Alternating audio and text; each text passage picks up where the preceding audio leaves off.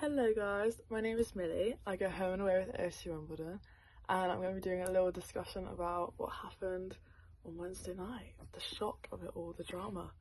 It was very, very good for us. Obviously not the best result for Ipswich, but there's lots to dissect throughout the game for both teams actually, so I thought I'd do a little insight into that, so let's get going.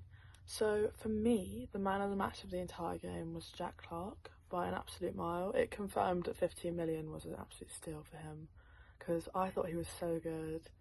I think he's probably one of the best players I've seen. Bar Gustavo Harmer from when we saw him at Coventry, I think he was probably the best player that I've ever seen at Plough Lane. He was really, really, really good. I was thoroughly impressed by him, and I think he's going to be a big asset to Ipswich for sure this season. He's going to be really, really good. I have to say, I don't like talking too negatively about players, but I was not very impressed, or underwhelmed I suppose is a better word, by Calvin Phillips.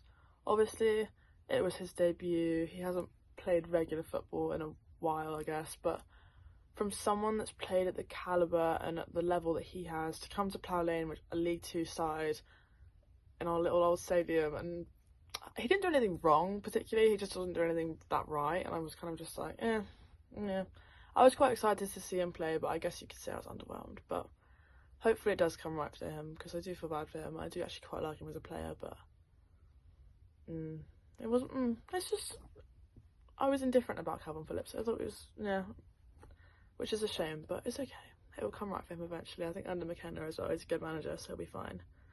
The goal that we got disallowed, Omar Bugle, for me it didn't look offside. I've seen a lot of people say it did or it didn't. I saw it on the TV, like the replay as well, and I didn't think it looked that offside, or didn't think it looked offside at all.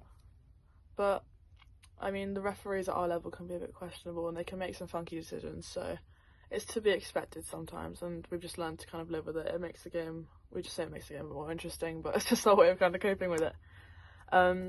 When it came to penalties, I saw the first, I don't know his name, but I saw the first guy for Ipswich take his penalty, and I was like, okay, wow, that was a great penalty, fair play. Like, that was really, really, really good. Then, when Jack Taylor went up to take his, I don't like it when players do this, when they do a funky little run up, and like a step, and a hop, and a skip, and all that kind of stuff, and I just think, you're just thinking about it too much. I like it when players just run up and absolutely smash it in, and if you're going to do the hop, skip and jump kind of technique, you do need to kind of either send the keeper the wrong way or be really technical about it. And I feel like when there's so much pressure on you already, you don't need to be thinking about that kind of stuff, you just need to go. So for me, when he did that, I was a bit like, oh god, he's going to miss, and he did, which is, I always feel bad for players when they miss penalties, but even if that was on the other team, but no, it was just one of those things. And then when he missed that, we were like, oh my goodness, there's hope now, it might happen.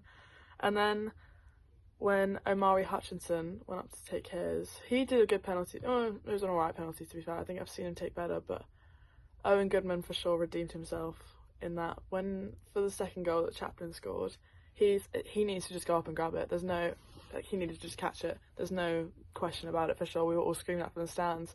But my one excuse, I guess, or kind of like reasoning for him is he is very young. He's 20, and in goalkeeper, in like life times that's young, and then in goalkeeper times that's even younger. Like, that's like very, very, very young for a goalkeeper. And no one goes into anything with the intention of let's concede a goal here. So he obviously had an idea and it just didn't quite work out for him. But I think it shows a lot on his character that he could redeem himself, compose himself, and save 2 penalties in the penalty shootout, which was a lot of pressure. So I'm very happy for him, and I think he did very well. I'm not concerned about him at all. But yeah, obviously Ipswich were a better team. That was not even a question. They were a step ahead the entire time. But I think in cup games like this, it doesn't necessarily matter who's the better team. It matters who puts more goals. Who scores more goals. And at the end, at Wimbledon, today it was Wimbledon, so just one of those things. And I had a great time at the game. I hope Ipswich did as well. I really do like Ipswich as a club, so I wish them all the luck for the season. I really hope they stay up, and yeah, I think it's going to be good. But thank you so much to Ipswich for being such lovely fans as well. The atmosphere was great, and I hope you had a great time at Plough Lane, and I wish you all the luck for the season. Thank you guys.